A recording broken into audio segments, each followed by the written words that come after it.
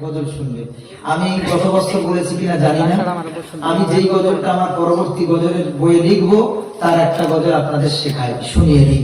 একটা নাস্তিক মা তার ছেলে তার মাকে প্রশ্ন করছে, ছেলেটা নাস্তিক না মেয়েটা নাস্তিক, মাটা নাস্তিক, বলছে মা আমার এই প্রশ্নের জবাবগুলো যদি দিতে পারো তাহলে আমিও নাস্তিক হয়ে যাব।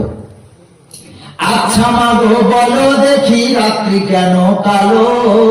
ছেলেটা মাকে প্রশ্ন করছে, রাত কেন কালো, দিন কেন সাদা? আচ্ছা মা গো বলো দেখি রাত্রি কেন কালো, আর সূর্য রবি কোথা থেকে পেল এত আলো? ফুলগুলি সব নানা রঙের কেমন করে হয়, পাতাগুলি সবুজ কেন ফুলের মতো নয়?